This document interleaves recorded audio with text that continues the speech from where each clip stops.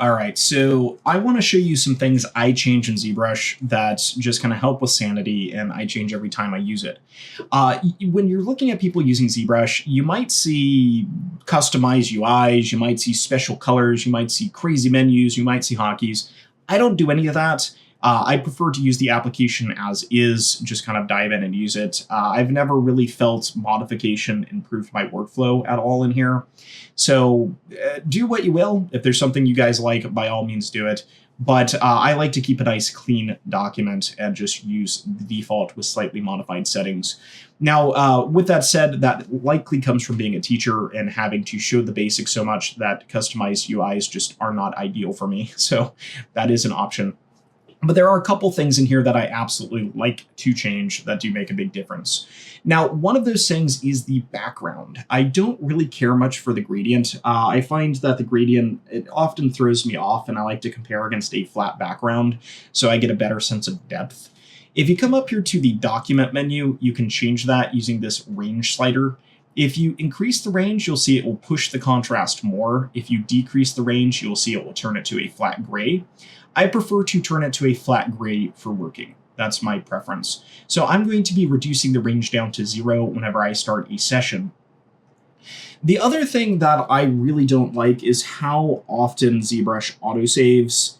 I like to disable that, essentially. You can keep yours if you prefer autosaving. But I find, especially working at the higher levels, like 9 million, it can be quite annoying when you're doing a brush stroke and ZBrush is like, hey, it's time to save. So to change this, we can actually come into the Preferences menu, and we may be coming in here from time to time to make some changes. But inside the Preferences here, you'll see that there is a Quick Save menu. And if you click on here, you'll see that there's two options, Maximum Duration and Restoration. Maximum duration is how long ZBrush will go before it does a forced autosave while you are using it. So this is where at the 20-minute mark, mid-stroke, ZBrush is going to be like, hold up, I got you, I'm going to save this. I don't like that. I like to have control over my saves, so I just crank this all the way up to 600. 600 minutes is, 10 hours? So in 10 hours, it's going to save for me. I think I probably will be working in this less than 10 hours. It's possible. So yeah, that should be good. Now the restoration is how long it waits while resting, meaning not clicking on anything. And this has already done this a couple of times with me talking, doing autosaves. I really don't like that because a lot of the times I like to just let it rest and look at the asset and then start spinning around and all that stuff. So I just like to crank this all the way up as well. So that way these are at maximum and they're not going to bug me. All right, so that is going to be a major factor there.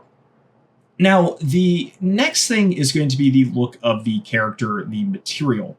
I'm not the biggest fan of the default material, the matte cap red.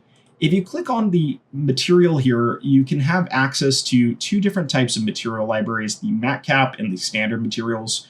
Matte caps stand for material captures, and they essentially have baked-in lighting. Look through these and find your preference. My preference is either going to be the matte cap white. You'll see me working in this quite a bit. I find this one's great for showing off detail. And just to contrast it, you can see the lights and darks in that backside compared to the default. It's very clear what's a lifted surface and what is an indented surface with this one. The clay one also works fairly well, but I find I like matte cap white a lot more. So you're going to see me working with matte cap white quite a bit. The other materials I like are the standard materials down here. Standard materials are materials that react to light. ZBrush does have lighting in here. And the ones I like to use is either basic material or basic material 2. You'll see when we turn these on, this looks a lot like a Maya blend shader, the basic material 2. And the basic material 1 is similar to a Lambert. And you can actually see this one is almost similar to the matte cap white. But what's nice about these is they react to light. Now, when sculpting, it is best to have a strong side light. So what I'll often do is I'll set my lights up here in the light menu to be to the side. And to do so, you can just click this little ball here and you can angle these to the side here. So I'll often give it a strong side light in here to check my muscle forms. And jump back and forth between these two. You can take a bit more time setting up professional lighting on this if you're familiar with lighting setups inside of ZBrush. By clicking on more light bulbs here, we can gain access to other lights, which can be useful. Let's go ahead and do a quick lighting setup so we can be aware of that. For the first light, I use this as my key light, and I just want to get a nice strong side light coming kind of from the top-down angle.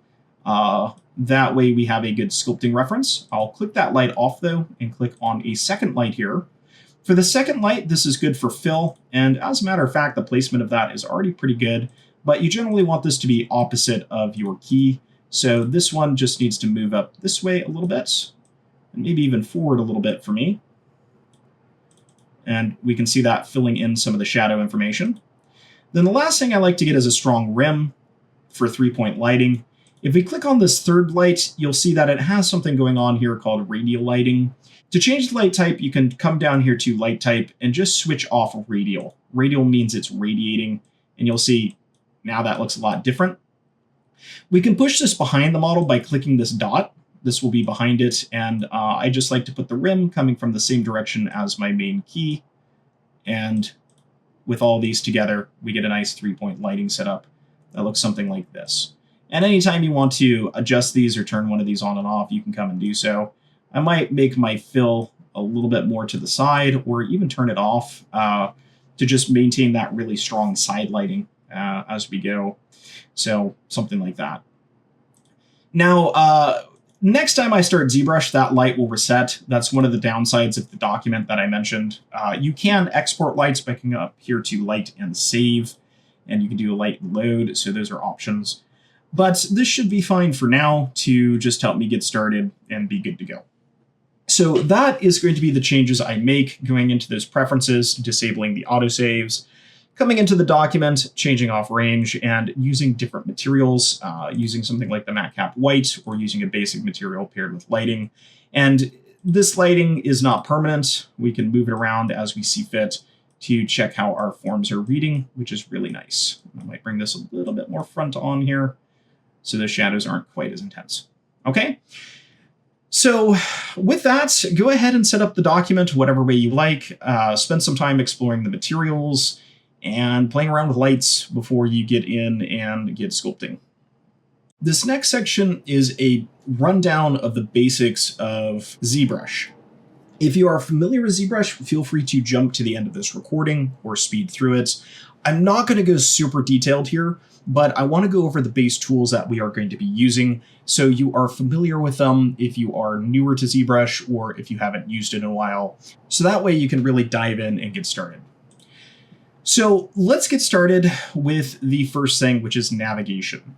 ZBrush is designed to be used with a Wacom tablet. You do want to have a Wacom tablet or a Cintiq going into this portion of the course.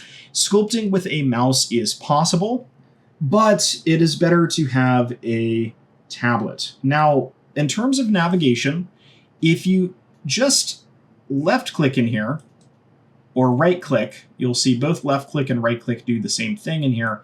This is going to tumble you around the object. And the reason why is with a Wacom, when you click with the pen, you put the pen to canvas, you'll see that it moves around. And I'm switching to my pen now. I was originally using my mouse. Switching back to my mouse, to pan, move the side to side, all you have to do is hold down Alt. So if I hold Alt while I click, and it doesn't matter if you Alt left click or Alt right click, you're going to see that's going to pan. I do actually often switch between mouse, keyboard, and Wacom tablet when working in my work setup. Everyone's a bit different. That's my preference. So a lot of the times when I need to do something like a pan, a precise movement, I do actually like to do that with a mouse just because it has that very linear feel to it. Now let's talk about zooming in. The way you do that is if you hold down Alt, you click with the mouse and then release Alt. It's going to change your functionality from panning to zoom, but I'm still holding down the click, still holding down the mouse or holding down the pen, okay? So just going over that again, it's going to be Alt, click, release Alt, but maintain your finger on click, and now we zoom. So those are going to be the basics. Just click to tumble, Alt-click to pan, Alt-click release Alt to zoom, and you'll be able to navigate around here just fine. So if you're new to ZBrush, take a very long time getting used to this. This is one of the hardest things students always have heading into here, is just navigating with ZBrush and getting comfortable with this movement. Okay, so take some time with that. It is a bit foreign compared to other 3D applications. Some hotkeys do carry over from things like Maya. So for example, let's say you're like, oh man, I don't know how to control the camera. What's happening? If you hit F, you can frame up on your character, and that will frame it to screen. Another thing that's really nice is if you hold Shift and click, you can shift click to orthographic views.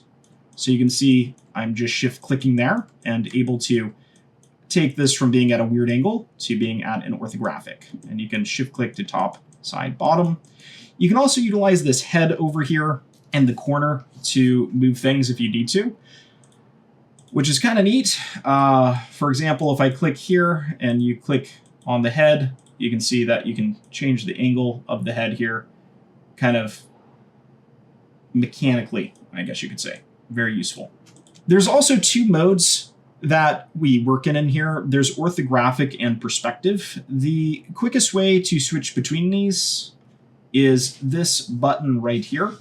This button here will switch to dynamic perspective from orthographic. You can tell it's orthographic because it's going to look very flat along a plane here. But if you go ahead and click that button, that will switch you into perspective mode, and you'll see it will be like there's more depth. And if I zoom here to the head, you can see how that has sort of a depth to it. Ears get smaller as they get away. If I toggle this, you'll see how that flattens everything out. Now, for eCrochet studies, I tend to like to work in orthographic just because it's nice for placing muscles down. But it is good to finish things in perspective, especially when you want the forms to look right and receding in 3D space. So just be aware we do have a toggle there that we can switch between. Now, the next thing to talk about is sculpting. Sculpting is going to be a lot of what we do. If you are in your current base model, make sure you do not save, okay? Do not save what I am about to do if you are not familiar with sculpting. Now, the way sculpting works is you just come onto your model here and you click, and that will sculpt. And you'll see I'm currently sculpting with the standard brush here, but that's how you sculpt. You can change the brush settings up at the top here, utilizing these icons. The most important ones are going to be the Z add and Z sub here and Z intensity. Z add is going to make it so it lifts. Z sub is going to make it so it indents, and the intensity is how much it does that by. So right now it's doing it by 25 and it's adding. Let's say we wanted it to cut into this. We could switch to Z sub, and now you'll see it's going to cut in instead of add. I'm hitting Control Z to undo, by the way. Let's say we wanted more subtraction. We could increase that. And you can see how that's three-dimensional. Let's say we wanted more addition. There we go. Or let's say we wanted less. We could do it less. And you'll see that you can do it very subtly, but not nearly as much. Now, other things are going to be brush size. You can change the brush size over here with draw size. The way I prefer to do it, though, is with a hotkey. If you use the hotkey S, it's going to pull up the size for the brush. So you can see my size here is indicated by this big red dot. If I hit S, it will bring my slider so I can make this bigger or smaller. So let's say I wanted to have fine detail. I could come down here and make this smaller, and now I can have fine detail on the surface. So that's going to be the size, just using S to get that up. Another thing that's really nice is symmetry. If you hit X, it's going to turn on symmetry. So with symmetry turned on, we can work symmetrically, and this is going to be very useful because for the most part, human anatomy is symmetrical. So now we can come in here and we can work symmetrically. If you hit X again, it will turn it off. So you can see we can turn off symmetry, and now we have symmetry turned off. In terms of undoing, this is the timeline down here. And rather than hitting Control Z a bunch, you can actually click and you can drag and you can pull this back. Just be aware that this can lag and you don't want to pull it back further than you need to go. Now, I've already saved out my base document, so I'm not too worried. But as I pull this back, you'll see it will do my undos. I just have to be careful that I don't undo past the point I want. And you can see that we can actually go forward with it. The one thing to be aware, though, is the next time you make an edit, it clears out that history. So whatever you had previously is now gone. Another thing we'll be doing is switching brushes a lot. You can click over here to access different brushes, and there are a lot of them inside of ZBrush. I'm not going to be using a whole lot of these, but I will be using quite a few. My preferred brushes are going to be the Clay Buildup, the Dam Standard. Those are going to be two that I use a lot. The Move brush is also very useful, and then we'll also explore some other brushes that live in different menus early on. Now, I will be using hotkeys for this. To access the brush menu, you can hit B, which will bring up the brush menu. From there, you'll see that each of these either has a name or a number associated with it. So usually it's going to be the next letter in the name. So let's say I'm trying to access the Dam Standard. I'm going to use B and then D to narrow to Dam. And then from here, you can see the final hotkey I need, which is going to be S. So for Dam Standard, it's going to be B, D, S. And that's how I can access Dam Standard. Now let's say I want the Move brush. I already know that is going to be B for brush, M for move. And then if I look through here, there's all sorts of different types. But the move I want is going to be the one associated with V. So BMV will allow me to use move, and the Move brush allows us to quickly come in here and pull things around. The Clay Buildup is B, C, and then B for Clay Buildup, so BCB. And what's nice about the Clay Buildup is it builds up clay nicely, like so. Other things I'll be doing is coming over here to this menu and reducing the size of this, and increasing the size of this, and yeah, there you go. Beautiful sculpture, masterpiece. Okay, that is pretty much the basics of what we're going to be doing inside of ZBrush. There are a lot of other tools, and we will introduce a few as we go. For example, we will also be working with layers, but we're going to tackle that in a separate section. This one here is just the basics of ZBrush, and hopefully helps bring you up to speed. If there are new things as we go, I will try and introduce them. But if you are new to ZBrush, what I want you to do is just take some time getting comfortable with what I have demonstrated here. Go ahead and maybe doodle on top of your model, or if you're comfortable bringing in a new model like a basic cube or sphere, go ahead and do that. That way you don't mess up your main model. If you have messed up your main model like this, just make sure you don't save, and you can always load it back in by coming to Load Tool, clicking on the anatomy study, and reloading this in with the previous state we had. All right, so go ahead and experiment with ZBrush if you are new to it, and get comfortable before we dive in and start sculpting.